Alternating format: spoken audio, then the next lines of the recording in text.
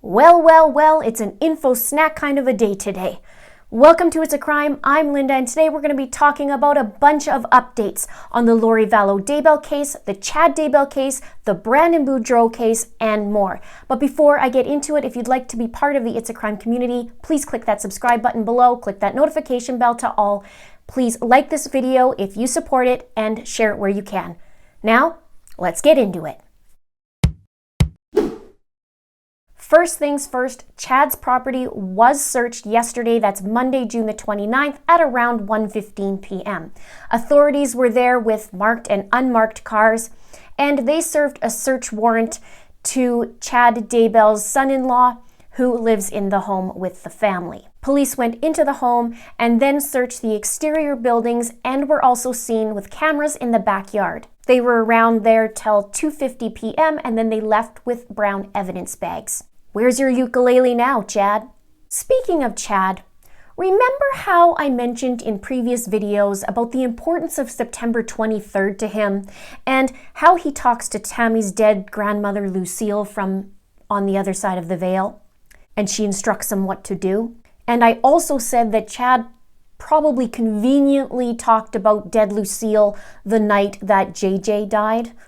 Well, guess what came out yesterday? Not quite that, but on October 3rd, good old Chad used dead Grandma Lucille to coax Tammy Daybell to go to her mother and father's house in Springville, Utah. Family members said that Chad was working outside the home. He came in and told Tammy that Lucille had come to him from the other side of the veil and said she should go to her parents' house. Tammy had mentioned earlier in the week that she wanted to go visit her parents but was hesitant to go. Chad says that he had a vision for her to go, and so Tammy leaves the next day on October 4th to spend some time with them.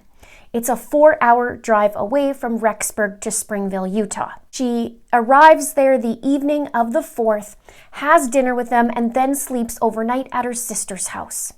The very next day, she leaves back to Rexburg, which is October 5th, around 9 a.m., which puts her around 1 p.m. in Rexburg. Sadly, the next time that she's in Springville, Utah, is in the grave, 2 weeks later. And that day that Chad came to Tammy with his vision, October 3rd, that was the same day that Lori and Alex were at the storage unit and they removed the tire from the unit and put it back in the vehicle. The day before, Chad and Lori were there taking the seat and that back tire and putting it into the storage unit. So I wonder what Chad's actions, Lori's actions, and Alex's actions were on October 4th. I'm sure we'll soon find out. And yesterday was certainly a busy day because Lori VALLOW Daybell was slapped with some new charges. She's charged with 2 counts of conspiracy to commit destruction, alteration, or concealment of evidence. Those charges came after Rexburg police served that search warrant on Chad's property. She will be appearing in a hearing today remotely at 4:30 p.m. with her attorney Mark Means. EastIdahoNews.com will be live streaming the proceedings. Now, back to Chad's charges earlier in the month. He's charged with 2 counts of destruction, alteration, or concealment of evidence, while Lori's is 2 counts of conspiracy to commit destruction, alteration, or concealment of evidence. So she has that little conspiracy piece. That can also change for Chad. We'll see. But looks like things are coming out now. Wonder what her smirk looks like now, and, well, I wonder if she feels like putting on Kool-Aid lipstick today. I guess we'll find out at 4:30. Both Chad and Lori have a $1 million bail. But wait, there's more. Yesterday was also a busy day for Melanie Pawlowski and Brandon Boudreau. There are court documents that have come to light with the custody battle of these two. The biggest bombshell in those documents is it states that Melanie Gibb was told by Melanie Pawlowski that 2 of her own kids are zombies. And Melanie Pawlowski also told Melanie Gibb that Brandon went from dark to zombie and that he was once in Hitler's tight group of friends when Hitler was alive. Listen to this. Father requests that this court deny mother's motion to set aside judgment/order, or in the alternative, motion to modify emergency temporary orders as father has provided sufficient evidence supporting the need for the emergency orders to remain in place in order to protect the party's very young minor children. If the emergency orders are set aside, the party's children will be placed at a grave risk of harm based on the fact that mother has told Melanie Gibb that 2 of her children and father are zombies, and that mother's new husband was found to pose a risk of harm to his own biological children and is only allowed supervised parenting time with those children, to which he has yet to exercise.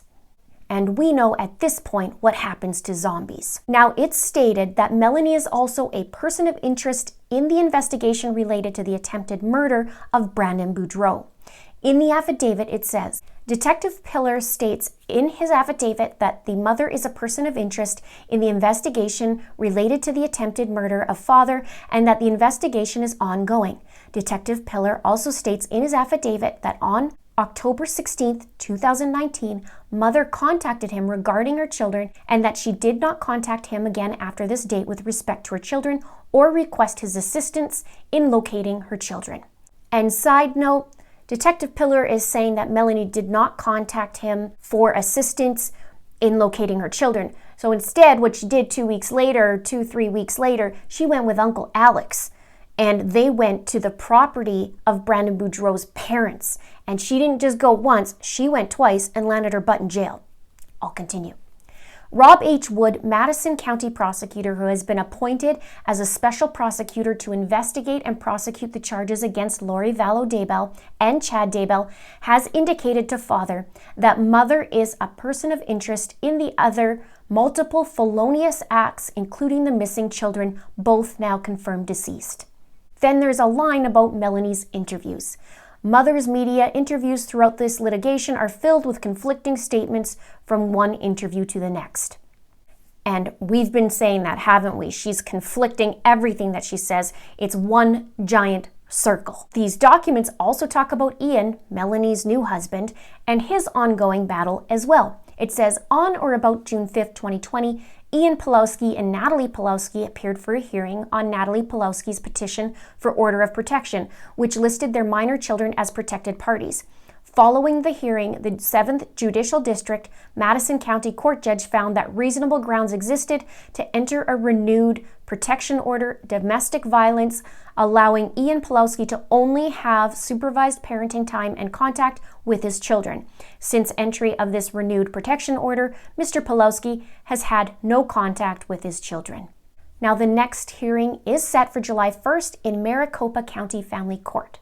Now, also, Tylee Ryan's aunt, Annie Cushing, took to social media and talked a bit about her brother Joe Ryan, who is Tylee's dad, and she talked a little bit about Lori.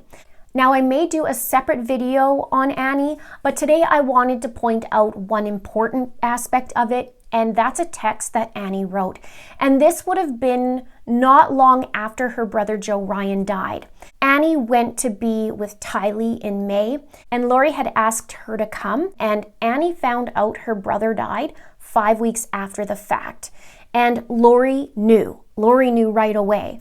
And even though Annie and Lori kept in contact, Lori didn't tell Annie this big important point that Annie's brother was dead. Surprise, surprise, right? Lots of secrets, Lori. Joe Ryan died April of 2018. Here's what Annie said about Lori. Lolo was crazy, meaning Lori. I saw a dark side of her when I was there that makes me question some of her claims. I regret going down there. She may be a sociopath. She lies with total ease. She even brags about lies she's told. They were obviously much smaller things, but I also saw how she would make wild accusations even when Tylee protested. Example, she said that Joe said our mother dumped boiling water down his back when he was a kid.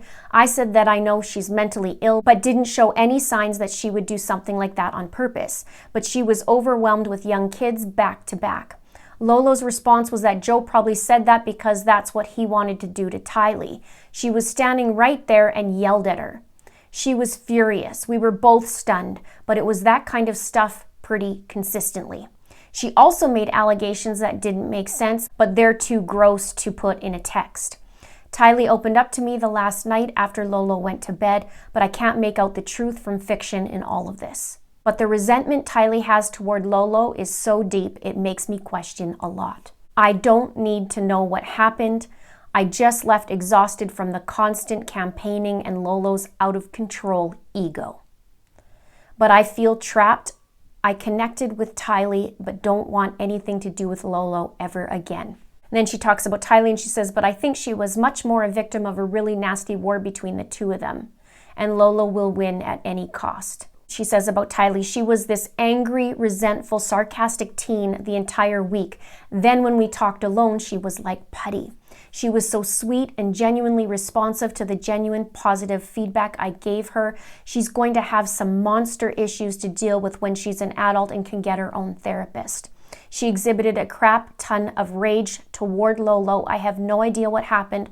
All I know is that home was dark AF, and I couldn't wait to get out. She says about Lori being a sociopath, that's what makes me feel Lori was a sociopath to her. This was all a game. She had no empathy for the suffering anyone else was experiencing, including Tylee.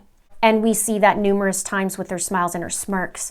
But this was in 2018. This is the same time that people had said that Lori really started changing and things were getting worse.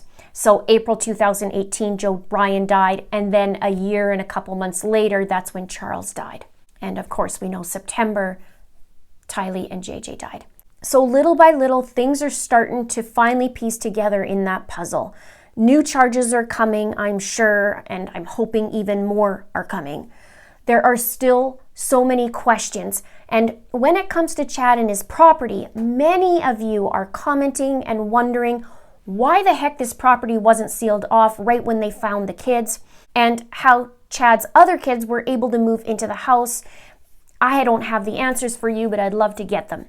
So let's have a chit chat about that below. Also, it now looks like Melanie Pawlowski is in the hot seat and her word salad is now a buffet.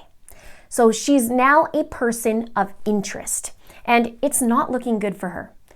But she should have told the truth in the first place. We can see that she's constantly contradicting herself.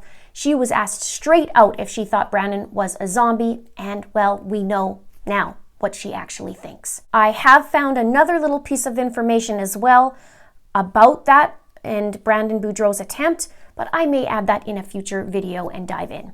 But it will make more sense why I think and believe that she was involved.